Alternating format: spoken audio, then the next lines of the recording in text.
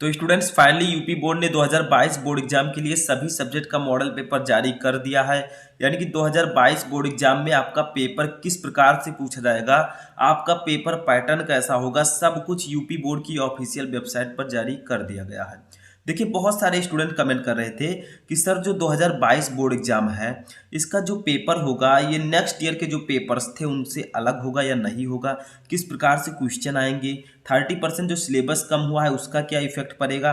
तो सब कुछ मैं इस वीडियो में डिस्कस करने वाला हूं। देखिए, इस वीडियो में हम क्लास 12 हिंदी का मॉडल पेपर देखेंगे। सबसे पहले मैं हिंदी का मॉडल पेपर आपको प्रोवाइड करवाऊंगा और इसमें ये भी बताऊंगा कि क्या क्या चेंजेस हुए हैं, कौन कौन से क्वेश्चन इसमें नेक्स्ट ईयर की तरह नहीं है, सब कुछ मैं इस वीडियो में डिस्कस करने वाला हूं। तो अगर आप 12th में हैं और आपको बोर्ड एग्जाम देना है तो ये वीडियो आपके लिए बहुत ही इंपॉर्टेंट है।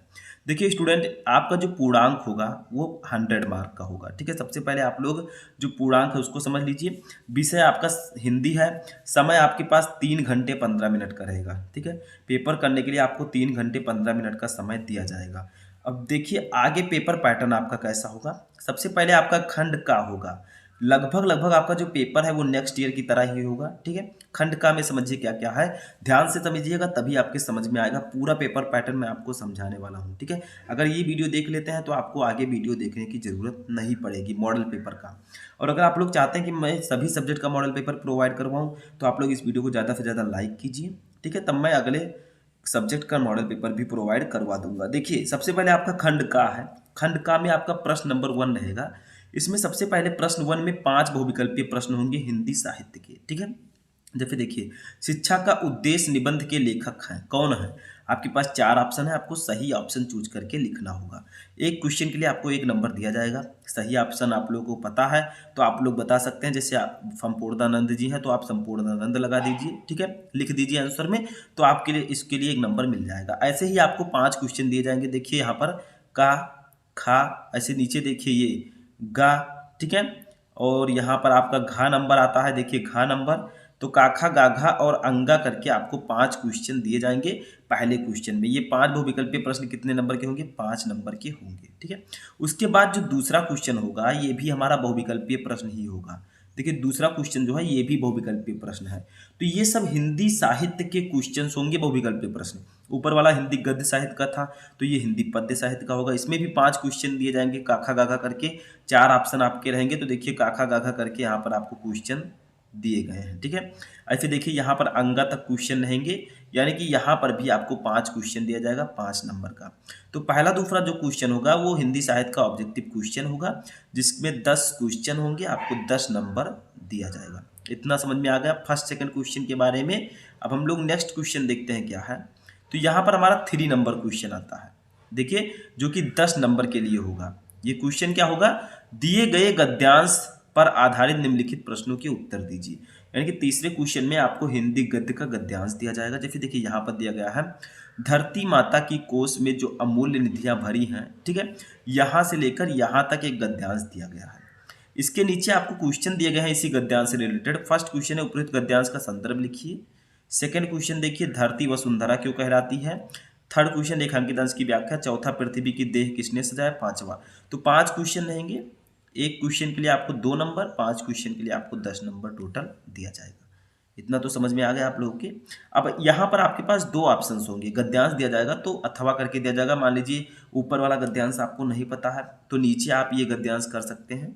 ठीक है, अभी आपका पेपर लगभग सेम ही चल रहा है। देखिए यहाँ पर भी आपको गद्यांश दिया जाएगा किसी दूसरे चैप्टर का। 5 क्वेश्चन आपको दिए जाएंगे इसके नीचे। अगर आप लोग कर लेते हैं तो 10 नंबर, यानी कि आप दोनों गद्यांश में से किसी एक गद्यांश को सॉल्व कर सकते हैं। ठीक है, अब चौथा क्वेश्चन हमारा आता है।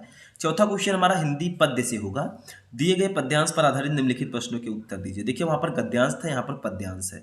सेम वही प्रोसेस है, यहाँ पर भी 5 क्वेश्चन दिए जाएंगे, 10 नंबर आपको मिलेगा।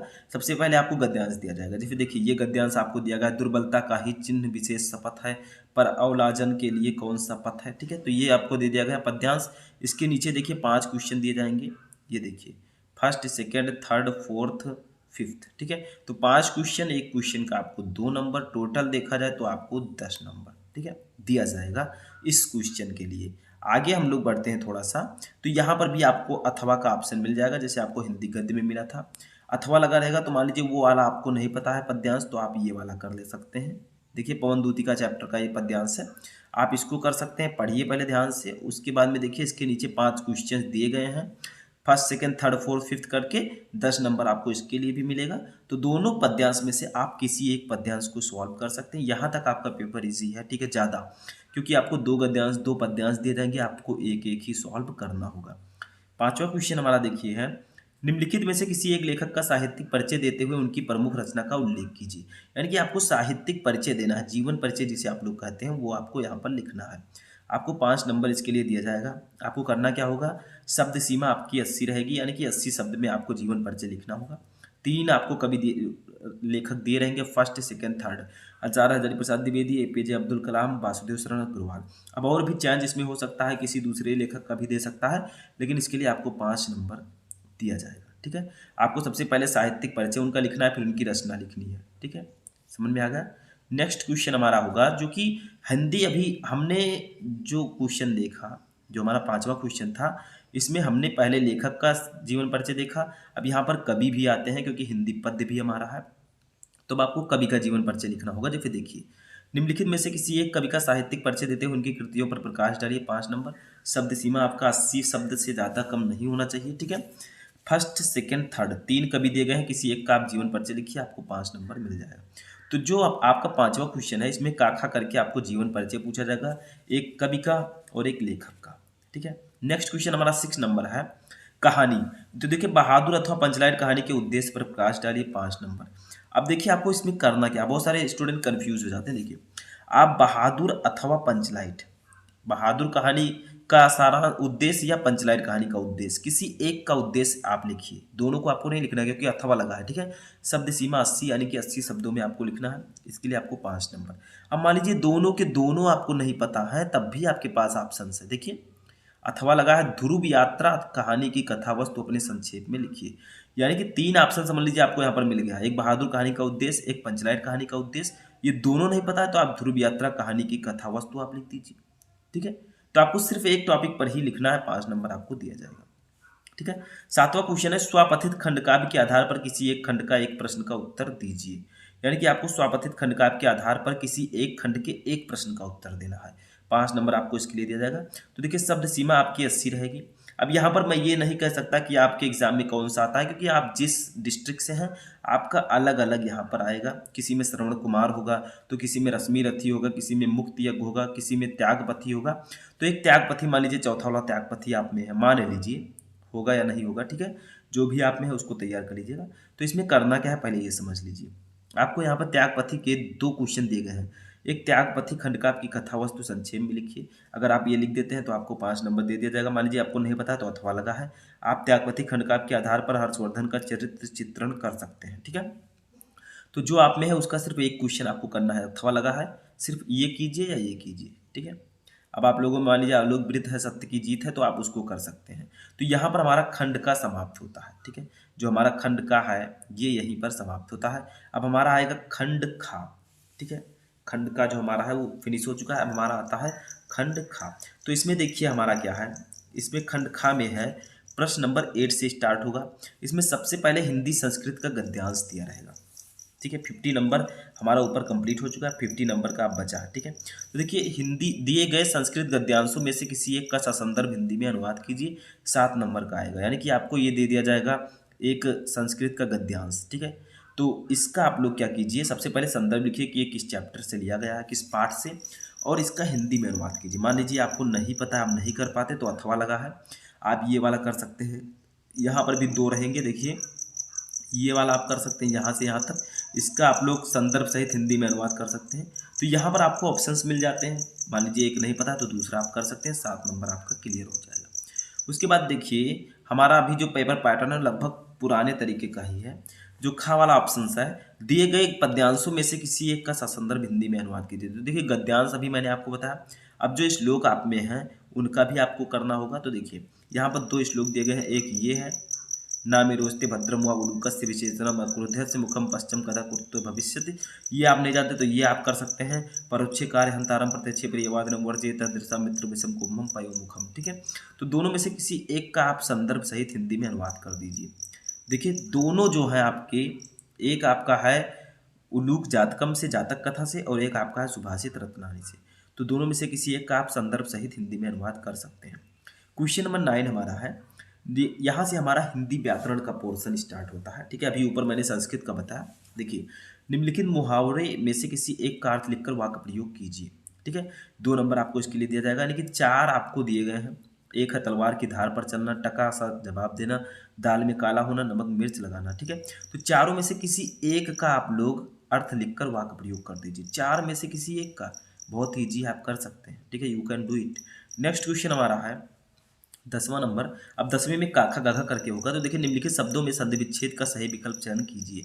यहाँ पर आपको संधि विच्छेद दिया गया है। ठीक है, देखिए यहाँ पर 1 क्वेश्चन, 2 क्वेश्चन, टोटल कितने क्वेश्चन रहेंगे उसको भी देख लेते हैं।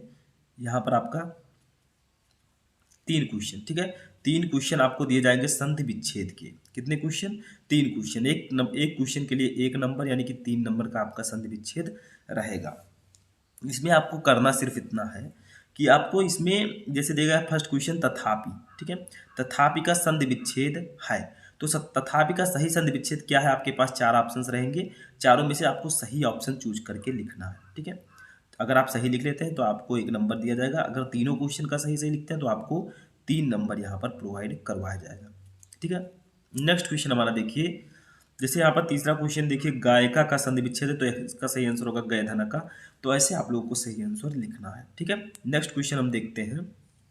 तो देखिए 10वां का खा हमारा जो है ये है विभक्ति और वचन। ठीक है, तो देखिए इसमें आपको क्या करना है, यहाँ पर आपको 2 क्वेश्चन दिए जाएंगे। जैसे देखिए खा वाला है आपका 10वें का, दिए गए निम्नलिखित शब्दों की विभक्ति और वचन है। यानी कि जैसे आपका आत्मनः दे दिया गया, आत्मनः विभक्ति और वचन है, यानी कि आत्मनः में कौन सी विभक्ति है, कौन सा वचन है। तो आपके पास 4 ऑप्शन है, आप वही ऑप्शन चूज करके लिखिए। देखिए विभक्ति पहले लिखिए, वचन बाद में। तो आपको बताना है आत्मनः जो है इसमें कौन सी विभक्ति है, कौन सा वचन है। तो आप लोग सही आंसर चूज करके आपको लिखना होगा। एक क्वेश्चन के लिए 1 नंबर, 2 क्वेश्चन रहेंगे आपको 2 नंबर टोटल दिया जाएगा। ठीक है, ऐसे सेकेंड आपका नाम, नाम में विभक्ति और वचन है, तो 2 क्वेश्चन रहेंगे, दोनों आपको करना होगा। अब 11 नंबर हमारा आता है क्वेश्चन, निम्नलिखित शब्द युग्मों का सही अर्थ चयन करके लिखिए। जैसे आपको सही अर्थ चयन करके लिखना है। जैसे देखिए फर्स्ट है वसन व्यसन, तो इसका सही अर्थ क्या होगा, इसे हम शब्द युग्म कहते हैं। वसन का अर्थ पहले होगा, जो पहले उसका अर्थ पहले, जो बाद में उसका अर्थ बाद में। तो आप सही आंसर चूज करके लिखिए।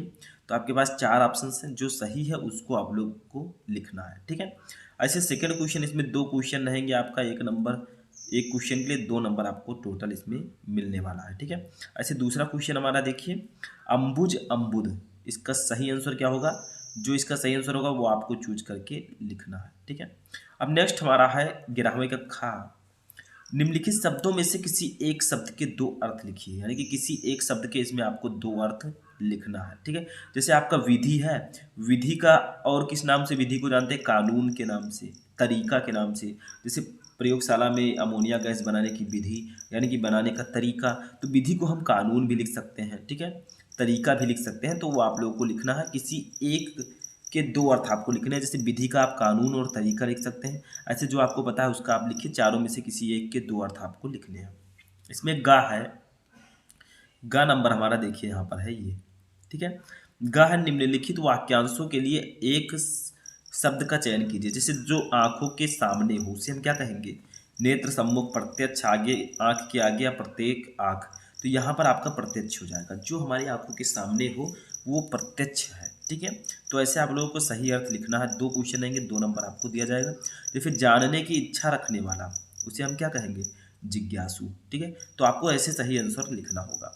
ऐसे इसमें घा है, निम्नलिखित में से किन्हीं 2 वाक्यों को शुद्ध करके लिखिए। जैसे आपके पास 4 वाक्य दिए गए हैं, इनमें से 2 वाक्यों को आपको शुद्ध करके लिखना है। इसमें गलतियां थोड़ी थोड़ी दी गई हैं। जैसे तुम तो कुर्सी पर बैठे हो, तो इसमें थोड़ी सी गलती है जो आपको सही करके लिखना है। ठीक है, अब सम्मेलन में कवियत्री ने भाग लिया है, तो यहाँ पर आपको थोड़ी थोड़ी गलती होगी। जैसे कवियत्री इस प्रकार से नहीं लिखा जाएगा, इस प्रकार से लिखा जाएगा। ठीक है, इस प्रकार से, तो आपको सही करके ऐसे लिखना होगा। जो गलतियां हैं उसको सुधारिए। इन चारों में से सिर्फ 2 को आपको सही करके लिखना है। ठीक है, नेक्स्ट हमारा 12 नंबर क्वेश्चन आता है। देखिए का है, वीर रस अथवा हास्य रस का स्थायी भाव के साथ उदाहरण अथवा परिभाषा लिखिए। यानी कि वीर रस या हास्य रस, दोनों में से किसी एक का आप उदाहरण और परिभाषा आपको लिखना है। ठीक है, अस्थाई भाव लिखना है और उदाहरण और परिभाषा लिखना है। ठीक है, जैसे हास्य रस का अस्थाई भाव हास है। ठीक है, इसकी परिभाषा लिखिए, फिर इसका उदाहरण लिखिए, आपको 2 नंबर दिया जाएगा। याद रखिएगा, वीर रस या हास रस दोनों में से सिर्फ एक को आपको करना है। ठीक है, ऐसे अब रस हो गया। अलंकार में देखते हैं, अलंकार में आप श्लेष अलंकार अथवा उत्प्रेक्षा अलंकार का लक्षण अथवा उदाहरण लिखिए। यानी कि श्लेष अलंकार अगर आपको पता है तो इसको लिखिए, ये नहीं पता तो आप उत्प्रेक्षा अलंकार को लिखिए। दोनों में से सिर्फ एक को लिखना है, 2 नंबर आपको इसके लिए दिया जाएगा। ग वाला है दोहा अथवा सोरठा छंद का मात्रा सहित लक्षण तथा उदाहरण लिखिए। यानी कि दोहा क्या होता है, सोरठा क्या होता है, इसका आप लोग डेफिनेशन लिखिए और उसकी मात्रा उदाहरण के साथ मात्रा भी दिखाइए। ठीक है, तो आपको इसके लिए 2 नंबर। रस छंद अलंकार आपका। ठीक है, अगर आप लोग रस छंद अलंकार एक वीडियो में पढ़ना चाहते हैं तो वो मैं आपको पढ़ा चुका हूँ। आप लोग सर्च करेंगे रस छंद अलंकार in one video Shubham lecture, तो आपको वीडियो मिल जाएगा। 13 नंबर क्वेश्चन हमारा आता है, बैंक में खाता खोलने के लिए बैंक प्रबंधक को आवेदन या प्रार्थना पत्र लिखिए। 6 नंबर आपको दिया जाएगा। मान लीजिए बाई चांस आपको ये नहीं पता है तो अथवा लगा है। ठीक है, आप ये नहीं लिख सकते तो नीचे वाले पर लिख दीजिए, शहर में फैली संक्रामक बीमारी की तरफ से जिलाधिकारी का ध्यान आकर्षित करने के लिए आवेदक या प्रार्थना पत्र लिखिए। ठीक है, तो दोनों में से आपको किसी एक पर पत्र लिखना है, जो आपको पता है उस पर लिखिए। ठीक है, 14 नंबर और लास्ट क्वेश्चन हमारा आता है, निम्नलिखित विषयों में से किसी एक पर अपनी भाषा शैली में निबंध लिखिए। यानी कि आपको यहाँ पर निबंध लिखना है। ठीक है, आपके पास यहाँ पर 5 ऑप्शंस है, first, second, third, fourth, fifth. ठीक है, 5 में से जिस पर आपको निबंध लिख सकते हैं, जिस टॉपिक पर, उस टॉपिक पर आप लिख सकते हैं। 5 में से सिर्फ एक पर ही आपको लिखना होगा, इसके लिए आपको 9 नंबर दिया जाएगा। तो आप अगर आपको देश में बेरोजगारी की समस्या पर लिख सकते हैं निबंध तो लिखिए, आतंकवाद पर लिख सकते हैं तो लिखिए, विद्यार्थी और राजनीति जिस पर आपको पता है उस पर आप लिख सकते हैं। तो ये आपका पूरा पेपर पैटर्न है, यहाँ पर आपका 100 मार्क क्लियर होता है। तो आई होप कि आपको पूरा पेपर पैटर्न समझ में आ चुका होगा कि जो हिंदी का 2022 बोर्ड एग्जाम वाला पेपर है वो किस प्रकार से आएगा। ठीक है, तो इसी प्रकार आपका पेपर आएगा, लगभग पिछले वर्ष की तरह ही है, कोई इसमें ज़्यादातर चेंजेस नहीं किया गया। तो आप लोग अपनी तैयारी अच्छे से करते रहेंगे।